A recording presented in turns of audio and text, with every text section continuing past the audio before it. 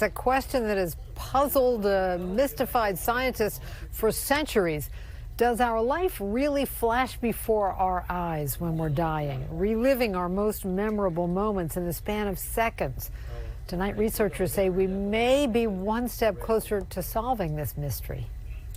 It was a total accident. It's the first ever recording of a dying human brain, one that happened entirely by chance. Doctors were running tests on an 87-year-old patient with epilepsy when he suddenly suffered a heart attack and died while he was still hooked up to a machine that was measuring his brain activity. What we find is a very similar pattern of brain waves happening in the phase 30 seconds before the heart stops pumping blood into the brain and 30 seconds after the heart stops pumping blood into the brain. That was quite astonishing to us. He says the patient's brain waves are similar to what's seen in people when they're dreaming, recalling memory flashbacks. And he says the pattern fits the description of what some have described after surviving a near-death experience. I would like to think that it is a soothing feeling just before we die, and we experience the most memorable experiences of our life flashing in the span of seconds through our head just before we go. Dr. Zemmour's work is now published in the journal Frontiers in Aging Neuroscience. Dr. Zemmour says the study was done in 2016, but he waited years to publish his work, reaching out to colleagues and hoping to find more case studies. That's when he realized just how rare it was to actually capture this type of brain recording. So what happens when we die? It's a question that humanity has wrestled with throughout history. But a new study conducted by NYU may have found some answers. Dr. Sam Parnia is the Director of Critical Care and Resuscitation Research at NYU Langone School of Medicine, where he ran this study. Thank you so much for joining us, Dr. Parnia. Pleasure. Thank you for having me. What would you say, what actually happens when you're clinically dead? You know, when people die, essentially it's when the heart stops. So this has been going on for, as far as we know, millennia, not longer. And when the heart stops, you stop breathing and your brain shuts down, and that's how we declare people dead. But now through advances in medicine, we can actually bring people back to life even after they've gone beyond that threshold of death, and study what happens to them. And one of the interesting things, of course, is that the brain completely shuts down, as I said. But what's fascinating is that the cells inside the body, and particularly the cells inside the brain, do not suddenly become annihilated. They go through a process of decay that can take a few hours, which is why we can actually medically bring people back to life after they have technically gone beyond that threshold of death for tens of minutes, if not hours of time afterwards. But unfortunately, people do die, and we try to revive them.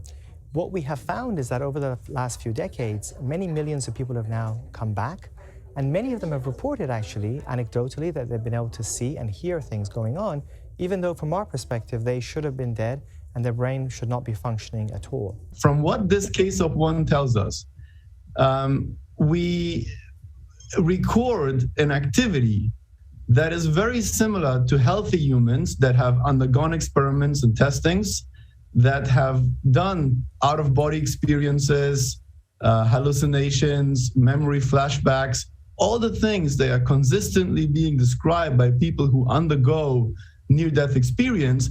So what happens in our final moments? Do our lives really flash before our eyes? Well, for the first time, scientists were able to scan a brain, discovering that the final moments are similar to something that happens every night as we sleep. Those already studying the scans say they have no reason to believe that when our loved ones are ready to leave us, their brains may be replaying some of the best moments of their lives. And we did not expect people to have any consciousness or awareness, but intriguingly, up to 40% of people came back and had a perception of being aware of what was happening to them, even though they had technically gone beyond the threshold of death. Among that group, 10% had a very deep, profound, mystical experience that was very true to them. But interestingly, 2% actually had full awareness, could describe all the events that were going on that were validated. Often they describe a sensation of being very peaceful, seeing a bright, warm, welcoming light, sometimes deceased relatives. And intriguingly, some of them describe a sensation of a being that they describe as being perfect and full of light and love and compassion. Those who have that experience are often very positively transformed for the rest of their lives. It's very profound, It's real to them. They become less afraid of death. They lose their fear of death completely. they engage in altruism, they're more helpful to people, they engage more with family. It completely changes them. So there's something very profound about this experience that they have. You mentioned that there were some people who remembered there was some sort of mystical experience that they were going Right. through. Were there some people who said, nope, didn't feel anything, didn't? So some people don't have any recollections. What we don't know is whether they had experiences and forgot it afterwards, and that may be what's happening. Because of course we forget a lot of things, and most of the people who are brought back have issues to do with their treatments. We give them sedative drugs, which wipes out their memories. So that's part of what we're studying now, is does everybody have this experience? And how long does mind and consciousness continue in some format, even though we've gone beyond the threshold of death? We've simplified this to simply something that is about the size of a large coin. And it goes in your skull, replaces a piece of skull, and the wires then connect within a few centimeters or about an inch away from the device. And this is sort of what it looks like. This is our little device. That thing at the bottom is just to hold the threads in place, because they're just like little fine wires. I mean, frankly, to sort of simplify this, what we're, I mean, it's more complicated than this, but it's, in a lot of ways, it's kind of like a Fitbit in your skull with tiny wires. If you have very tiny electrodes, and if they're inserted very carefully, so that the robot actually images the brain and makes sure to avoid any veins or arteries, so that the electrodes can be inserted with no noticeable damage. So you will have no noticeable neural damage in inserting the link. Another question from Twitter: will you be able to save and replay memories in the future? Yes, I think in the future you will be able to save and replay memories. I mean, this is obviously sounding increasingly like a Black Mirror episode, but well, I guess they're pretty good at predicting. But yeah, essentially, if you have a whole brain interface, everything that's encoded in memory, you could upload. You could basically store your memories as a backup and restore the memories.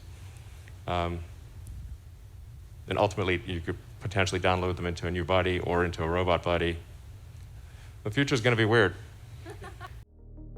According to AI experts, brain implants could make learning obsolete in less than 20 years.